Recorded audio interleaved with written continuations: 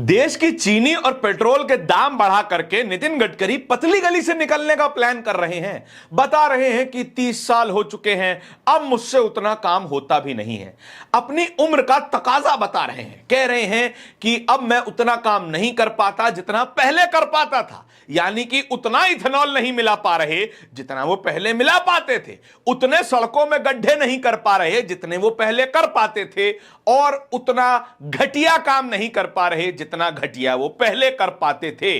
नितिन गडकरी उन कुछ नेताओं में से है जिन्होंने केंद्र की सरकार की इज्जत पर बट्टा लगाने के अलावा कोई ढंग का काम नहीं किया है। पब्लिक में आते हैं, दो चार शिगुफे उछालते हैं और चले जाते हैं। कभी कहते हैं उड़ने वाली बस लेकर के आएंगे, कभी कहते हैं 100% इथेनॉल बनाएंगे, कभी कहते हैं कि 220 की स्पीड पर हाईवे टेस्ट करते हैं। लेकिन इन सभी दावों में कुछ ढंग का होता हुआ तो दिखाई देता नहीं है।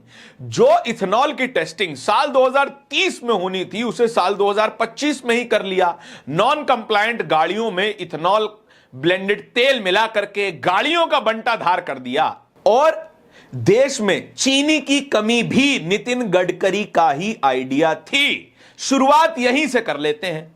नितिन गडकरी का एक पुराना वीडियो वायरल हो रहा है जहां पर वे हरियाणा की सरकार को हिदायत देते हुए नजर आ रहे हैं कि हमें चीनी का प्रोडक्शन कम करना चाहिए, क्योंकि ब्राजील भी प्रोडक्शन करता है और अगर प्रोडक्शन बढ़ेगा तो फिर प्रोडक्शन कॉस्ट और मार्केट की कीमत दोनों बराबर आ जाएगी, उससे वित्तीय नुकसान हो सकते हैं, इसलिए प्रोडक्शन कम कर दीजिए।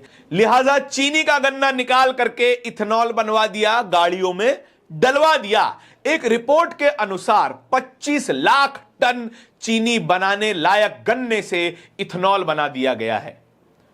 इसीलिए भारत दुनिया का दूसरा सबसे बड़ा शुगर एक्सपोर्टर होने के बाद अब दुनिया का शायद सबसे बड़ा शुगर इंपोर्टर बन गया है। 10 लाख टन चीनी हम इंपोर्ट कर रहे हैं, जो कि हम दुनिया को चीनी खिलाते थे, हम अब दुनिया से चीनी मांग रहे हैं।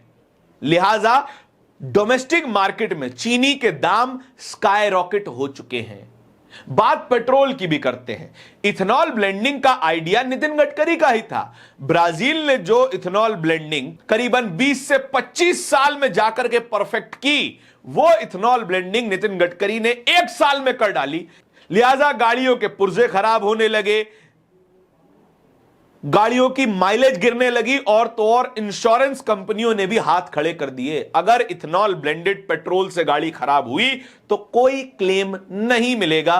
इसके अलावा सुनिए, बड़े बड़े हाईवे बनवाए, हजारों करोड़ रुपए के हाईवे बनवाए, जो कि अपने उद्घाटन के कुछ ही दिनों बाद पाताल के रास्ते में तब्दील हो गए, गड्ढे हो गए, गड्ढों में तालाब बन गया और हजारों करोड़ रुपया बर्बाद हो गया। इतने बड़े बड़े कारनामे करने के बाद नितिन गडकरी अब कह रहे हैं मुझसे अब उतना काम नहीं होता है। 30 साल हो चुके हैं पब्लिक लाइफ में, अब नई पीढ़ी को मौका देते हैं। दीजिएगा ही ना। अब आपका जब पत्ता कटना शुरू हो चुका है तब आपको याद आया कि नई पीढ़ी भी मौजूद है, नई पीढ़ी को भी मौका देना पड़ेगा। इन तमाम कारनामों के बाद ऑडेसिटी देखिए कि 900 चूहे खा के बिल्ली हज को जा रही है। नितिन गडकरी कभी मोदी गवर्नमेंट के सबसे सेलिब्रेटेड नेता हुआ करते थे, लेकिन बीते 5 से 6 सालों में उनका ग्राफ नीचे ही गिरा है और कहीं नहीं गया है।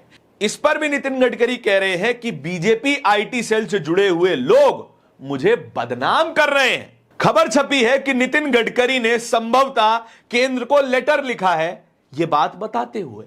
बहुत अमेजिंग ट्रैक रिकॉर्ड रहा है। और तो और बीजेपी के अंधे भक्त, बेवकूफ गालीबाज अजीत भारती भी नितिन गडकरी को हटाने पर खुश हो रहे हैं। खुश हो रहा है, क्या लिख रहा है? ऐसे मंत्री की विदाई के लिए माहौल पहले से बन रहा था और अब खुद संकेत दे रहे हैं। क्या आवश्यकता थी कि साल 2030 के ट्रायल को साल 2025 में पूरा करके नाचने की? गाड़ियां बनी नहीं, सड़कों पर करोड़ों गाड़ियां पुराने इंजन की हैं और इनको छाती पीटनी थी। भाषा तो इस व्यक्ति की वैसे ही खराब है, यहां पर थोड़ा सा बेहतर भाषा का इस्तेमाल करता हुआ दिख रहा है। एएनआई का ये ट्वीट भी देख लीजिए, जो कि 13 जून 26 का है, जहां शेख ही भगाड़ते हुए दिखाई दे रहे हैं कि बीती शाम ही 100% इथेनॉल बायोफ्यूल की फाइल पर साइन करके आ रहे हैं। द देशभक्त अभिषेक बैनर्जी ने यही खबर शेयर करते हुए क्या लिखा है?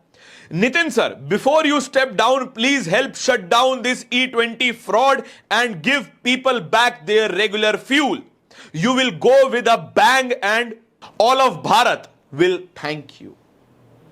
अगर आपको जाना है तो जाओ, लेकिन इस E20 वाले फ्रॉड को हटा करके जाओ, और जाओगे तो पूरा भारत आपको धन्यवाद करेगा। इस पूरी खबर के बारे में आपके क्या विचार हैं, कमेंट सेक्शन में जरूर बता दीजिएगा। इस तरीके की और भी खबरों को देखते रहने के लिए बोलते हिंदुस्तान को सब्सक्राइब जरूर कीजिएगा। बहुत बहुत शुक्रिया।